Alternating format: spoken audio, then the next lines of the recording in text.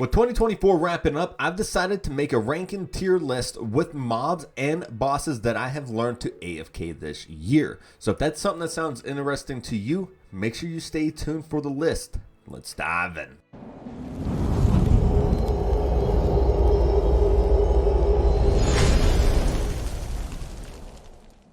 So for the consideration for every mob and boss that is going to be talked about on this tier list, we have to consider GP per hour, the XP per hour, the gear and inventory that is required to make it an AFKable level, the quest and achievements that you need to have them unlocked, along with how AFKable they actually are. If you have to sit there every 5 minutes to click on something, or you can use a full logout timer before you have to go back and click on something again to make sure that you are still being AFKable. Now to kick things off, we have corrupted scorpions, or just corrupted creatures just in general. Just other ones have better drop rates when it comes to the vital sparks and the keys, of course.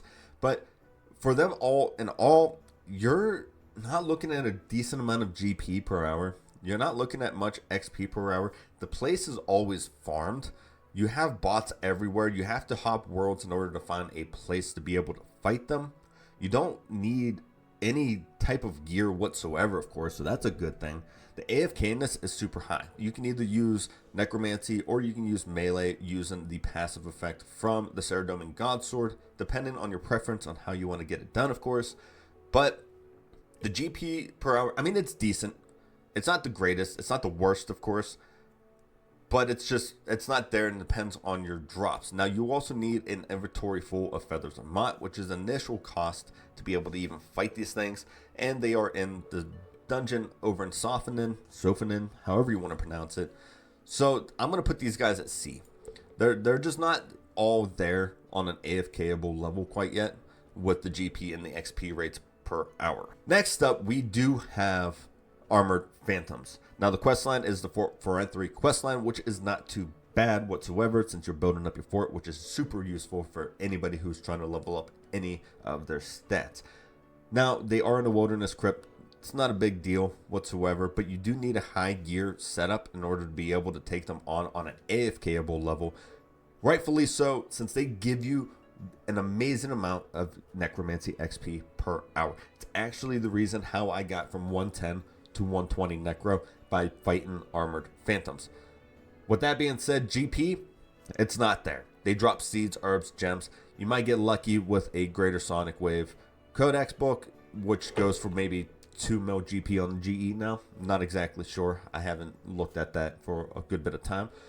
With the GP being so low, XP being so high, little questing that needs to be done and a gear setup that needs to be good enough to be able to take them on, and with being a high Slayer level as well, these guys are going to be in a B, and that's only because they are one of the best, if not the best XP rate for necromancy right now. Following up the talk about XP, before Armored Phantoms, I actually fought Abyssal Beasts for my XP rate for necromancy, and these guys are insanely good for XP and GP.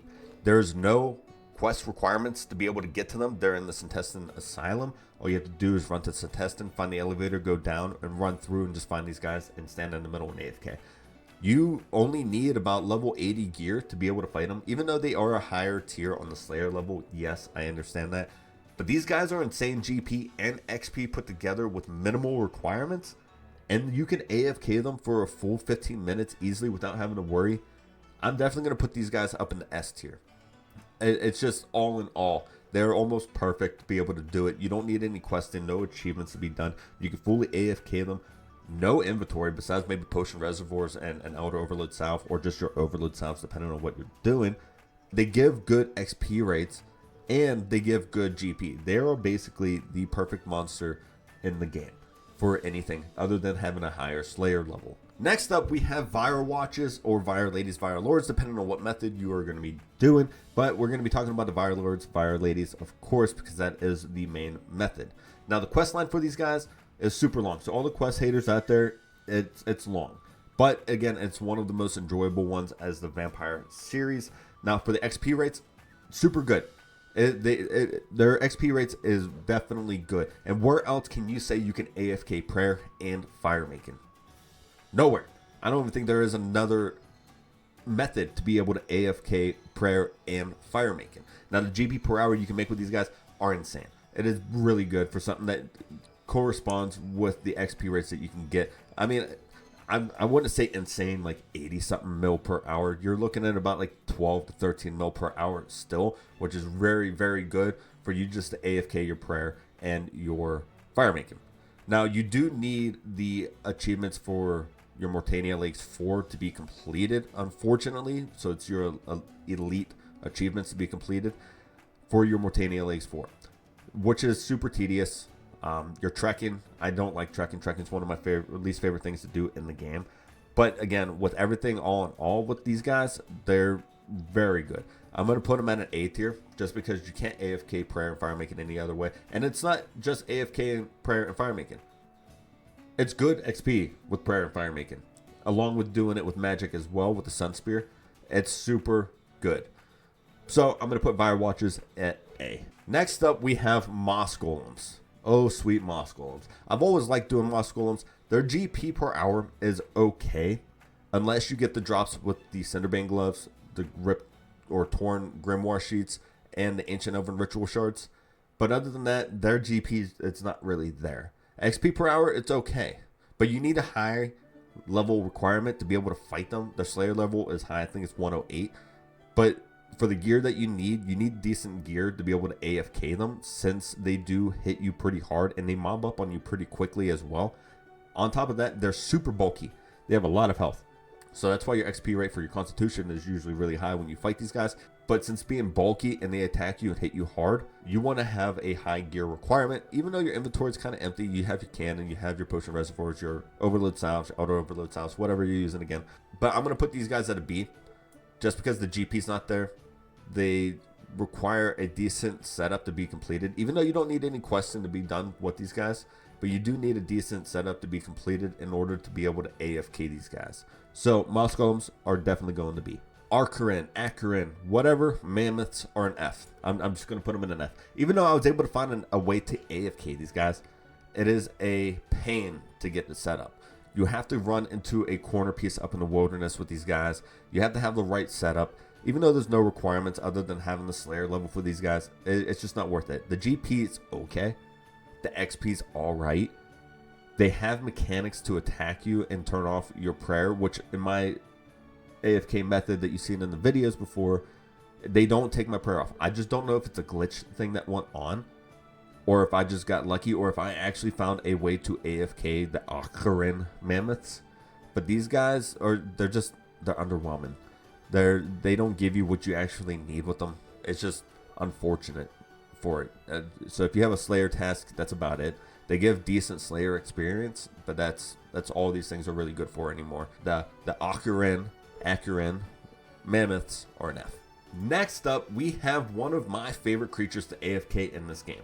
They do go behind a very long quest line, but they are super amazing, and their GP per hour is insane. They drop Dragon Dart Tips, they drop Alkaballs, they drop the Elder Energies, they drop just GP just in general. They're very good when it comes to GP per hour, and you kill them pretty quickly over time as well. You don't need a very high tier gear setup in order to be able to get it done. I think in my video I was at level 80s. I was using level 80 gear to be able to get it done. Maybe 90s, but still 90s is still definitely doable when it comes to necromancy. Nightmare creatures, I mean, they're insane. They're an easy S for me. Easy S, even though it's a long quest, and I'm not a fan of questing whatsoever. But with it being behind a very long quest line, they are definitely easily one of my favorite mobs to do inside of this game. So nightmare creatures for me definitely go in an S tier. Next up, we have all of the binding contract creatures. Now, there's only one in particular that's not going to follow the others, and that is Ripper Demons. Ripper Demons are very tough to set up to be AFKable. Very tough. Even though they make 83 million GP per hour, and that's also included after making the binding contracts, right? So that's definitely one of the main reasons why people are fighting Ripper Demons to be able to make the binding contracts, is because of the moneymaker that you make with it. Now, Ripper Demons, with the way you have to AFK them, it is tough. It is very tough. There's no requirements other than having the Slayer level for them. It is tough to set up an AFKable way. Again, video is all about AFK-ness. They're going in the C. Just because of how tough it is to get them to be an AFKable level, it's hard. It really is hard. You know, we might have to put Corrupted Scorpions down if Ripper Demons are here. No, they can't be a D. They can't be that close to Mammoths. They're still decent GP per hour, and they're still decent XP per hour, and the AFK-ness is pretty simple. We're just going to put Rippers at a high C, low B. Well, we can do that. You know what? We might actually, we're going to keep it at a C. We're going to keep it as a C. And we're going to put these guys with the AFK level that you can get at with the GP per hour you can make as well. We're going to put it above Ripper Demon. I mean, even though it's about half of what you can make with Ripper Demons, they still make decent GP per hour. You just don't need any requirements, basically, besides the Slayer level. You can get them done with level 60, 70 gear if you really wanted to on an AFKable level. Ripper Demons are just that tough to get set up on an AFKable level that they have to be lower than the rest of them. It's just what it is. So that is it. Binding contracts with Blood Reaver, Hellhound, Gargoyles, and the Water Fiends are on tier B, and the Ripper Demon is C, even though they do make you an insane amount of GP per hour. Next up, we have Ruined Dragons. Even though you are doing a lot of questing for this one as well, and I mean a lot of questing to be able to get to Ruined Dragons, they make decent amount of GP per hour, and they make a decent amount of XP per hour as well. The only problem with them is the AFK that you have to do with them. Since they do hit you hard, you need a high gear setup. You also need a very niche place to place your cannon in their area, so only a few attack you. But I would have to put them in between Corrupted Scorpions and Ripper Demons. They make decent amount of GP. It's not all there. They make you a decent amount of XP. It's just not the greatest as well. Definitely going to put them in between Ripper Demon and the Corrupted Scorpion in the C tier. Now we're getting into the bosses that I was able to AFK. First up, we have normal mode Kerapac. Now, it's a semi-AFK. You can AFK kill Kerapac, but you have to run across the arena in order to grab your loot. The requirements are pretty high. Of course, to be able to AFK a boss, usually anything is pretty high on the AFKable level.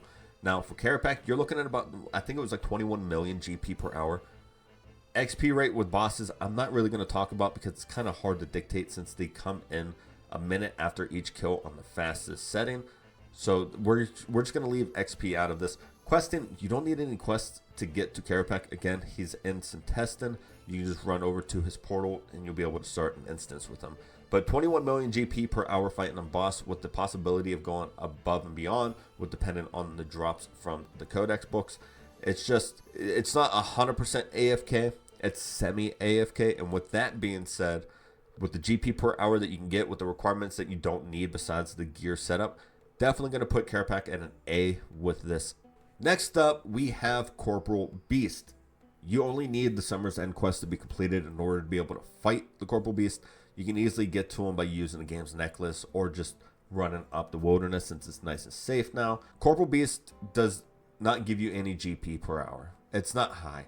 You actually lose GP for the setup that you have to fight it. You don't get much experience either along the way.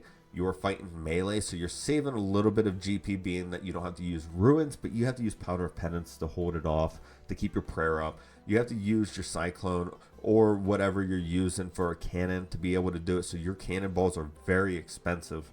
This thing is super AFKable, very low questing. You can make it a full AFK guide to where you can make GP depending on what you have with the inventory. I'm just going to have to put Corporeal Beast down here as an F as well, but I'm going to put it above the Mammoths. It's just what it is. You know what? I'm going to put Corp at D since you can't. It's AFKable. It's 100% AFKable. You just lose money basically to do it. It's there for you to collect logs. That is it. So I'm going to put Corp down at D. Following up Corp, we do have Osseous. Osseous is one of my favorite bosses to actually AFK because you make a good amount of GP per hour along with some XP per hour, which is pretty good to save only because Osseous sends out little baby dinosaurs to attack you. So while even in the middle of the fight, when you kill the baby dinosaurs, you do make some good XP per hour along the way. Now, Osseous, of course, is stuck behind a quest, part of the Rex Matriarchs, but again, it's not a long quest. It's just doing a little bit of archaeology work to be able to unlock the portal to be able to go over to Osseous. Now, Osseous does require at least a level 90 gear setup to be able to get completed as a full AFK level, which is not bad. It's easy to get. So Osseous, with the GP that you can get and how AFKable it is, and you don't really need to pay attention much what you have to do with it. Osseous, I'm going to put Osseous as an A, and I'm actually going to put Osseous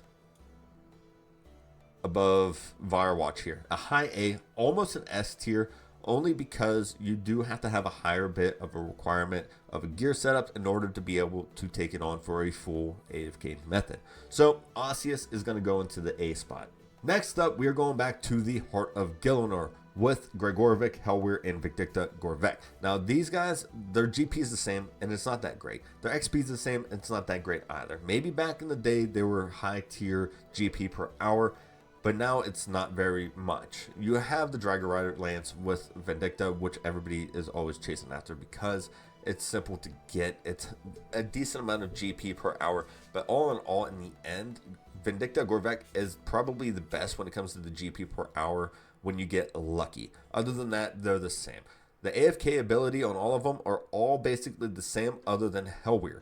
Helwyr does take a little bit more of a setup since it does do the smoke clouds, the poison smoke clouds that you have to worry about. And Gregorovic is just a nuisance with being noisy and throwing stars at you. So with all that being said, we are going to put these guys, we're going to put them in the C tier. They're just not there. We're definitely going to put them above. We're definitely going to put them above Corrupted Scorpions here, but they're just not that great anymore. They've fallen off. The AFK ability is okay, only with a proper setup, and you need a high enough setup as well to go with it. So we're going to put them in the C tier. Now, with the update with Necromancy, Krill has become one of the best bosses to AFK. Super simple to AFK. You don't need much gear. You can run in with a level 80 Necromancy set to AFK Krill, and the subjugation pieces that you do get are insane GP per hour. I've gotten lucky with having multiple pieces of subjugation within my time fighting Krill, so the GP per hour with Krill is good. Now, you're fighting 4 different things inside of the Krill fight at a time, which is Krill and 3 of its little demon companions, or whatever you want to call them.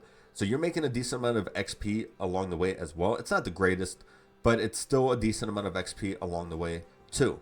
So Krill, with Krill being a good AFKable boss, and one of the first bosses I was able to AFK, and decent amount of GP per hour, you don't need questing. I'm going to put Krill up at B. Definitely going to put it above Ripper Demons. Definitely going to put it above the Ruined Dragons. Above Heart of Gielinor and the Corrupted Scorpions. And I'm actually going to put Krill above the Blood Reavers. That's how good Krill is. It's just super AFKable, good GP, good XP. Nothing really wrong with it. It's just not as high tier with these guys when it comes to being unique or what kind of GP per hour you can actually make. So Krill goes into the B tier for me. Next up, this is going to be controversy. It is the Daggonoth Kings. You were once able to AFK them. I'm not too sure about it now after the nerf with the Blood Reaver, since the Blood Reaver was the main reason you were able to AFK them, since it was able to help proc your poison attacks to them. I don't know. I'm gonna put it on here. I'm gonna put them into the F tier because I don't even know if they are AFKable anymore. I'm gonna have to test that out. Let me know down in the comments if you're able to still AFK these guys with using one specific combat style. Let me know, please, because I'd like to know if the nerf to the Blood Reaver actually ruined fighting the Daggonoth Kings now. But yeah, so right now I'm going to put them down into the F even after the mammoths, because I don't even know if you can AFK them anymore. Next up, we have Rasial. Rasial is a semi-AFK boss just because you have to teleport out every single time, but the method does consist of you just standing there and being able to take hits and to attack them without touching your keyboard until the fight is over. But once that is done, you have to teleport out because you are not fully healed, you're not fully adrenaline, you don't have everything set up.